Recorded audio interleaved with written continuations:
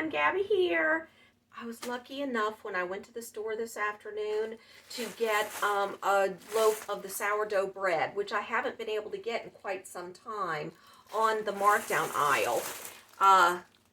So when I buy this, what I do with it is I usually make bread pudding. So after I get the loaf, I take it back to the bread department and they cut it for me on the slicer, and then I ask them to turn it and cut it again. So it makes these nice long skinny little pieces of bread, and it's perfect for putting in the bread pudding because it's already cut up, because you know sourdough bread's kind of hard to cut evenly. I guess you could just pull it apart.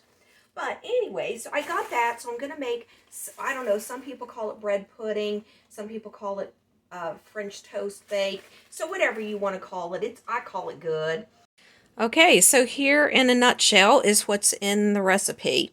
We have our cream cheese, 1 cup of milk, we're going to have a teaspoon of vanilla, a few blueberries, some half cup of sugar, 3 eggs, a little sprinkle of cinnamon on the top, and of course our bread.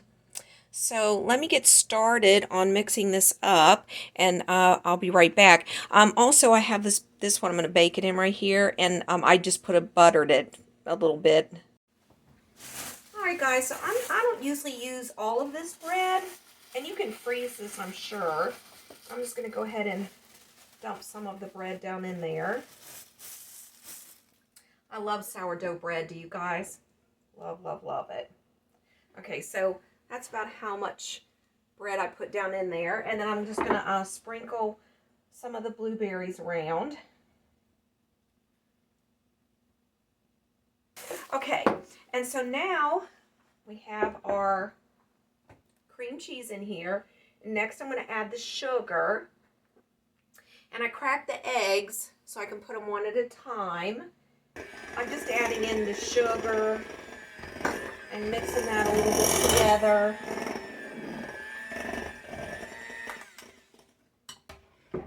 And then I'll put in a little bit of vanilla. Like a capful. I'm almost out of vanilla. I'm going to have to get some more. Okay. Just stir that together a little bit.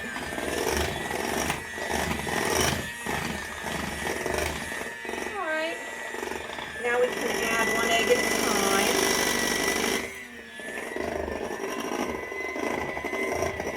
This is such an easy recipe, and it's such a tasty treat, especially when it's warm.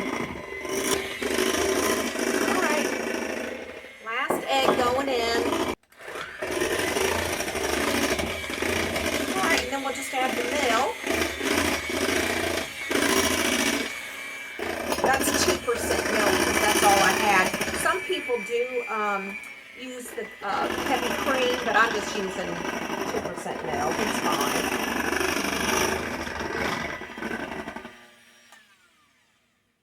Alright. This is a really quick recipe. It doesn't take hardly any time at all.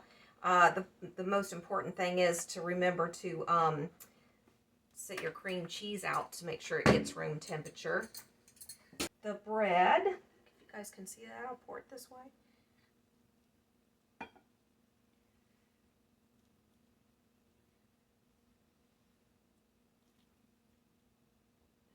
Now I'm going to put a little bit more bread on the top. And a little bit will be, you know, kind of peeking out, but that's fine. It'll still absorb it. That sourdough bread smells so delicious. I love sourdough bread. I wish it was more readily available, you know, at bakers and stuff like that, especially like sourdough bagels and things. Oh, that would be so good, wouldn't it? Let me scrape the rest of this out of here. Okay. Tomorrow, my daughter and I were going to head down to a wake. A friend of ours, well, actually, it's my brother-in-law's brother. He just had a tragic accident. He was helping someone cut down a tree, and the top fell out and hit him. And unfortunately, he didn't survive it. So anyways, we were going to go down there tomorrow to that, so I was going to take some of this for my sister and my brother-in-law. Then we're just going to take our cinnamon and sprinkle that on the top. Just sprinkle a little bit on the top. I don't put it all through it, just, you know, on the top. And then I'm going to take a spoon and just kind of push that down in there so it can, you know, get all absorbed. Oh, this is going to be so yummy. I just haven't, like I said, been able to make it in so long because I couldn't get a hold of that sourdough bread. It's so expensive. I try to wait until it's on the markdown rack. And I got some apples today on the markdown produce rack too. Don't forget to check there. All right. You can see it's already absorbing up all the yummy custard. Okay.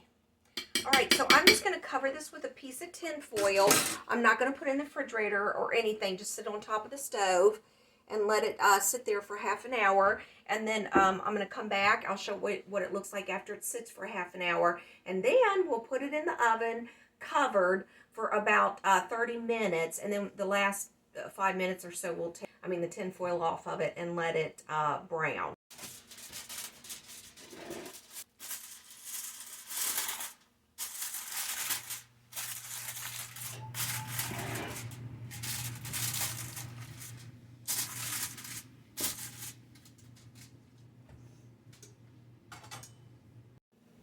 Okay guys, it's been sitting here for about a half an hour.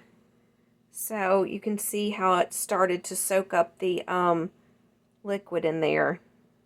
So I'm going to pop this in the oven with the tin foil on it. It just came out of the oven. Looks delicious. That's what it's looking like. It is very hot. So I'm definitely going to have to let it cool down for a few minutes and set up. So I actually had to bake that for 30 minutes covered, and then I baked it for about another 25 minutes uncovered. And then I just kind of put a knife in it to make sure that it came out clean.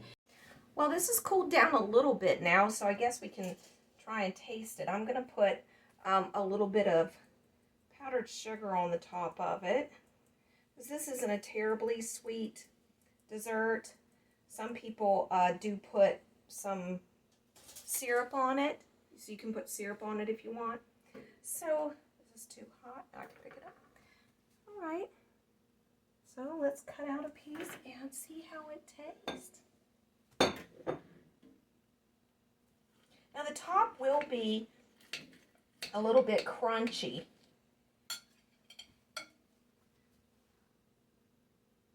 Can you see the steam coming off of it? It's still pretty hot. Okay. It's very custardy. I love that. Oh my goodness, that looks so yummy, guys.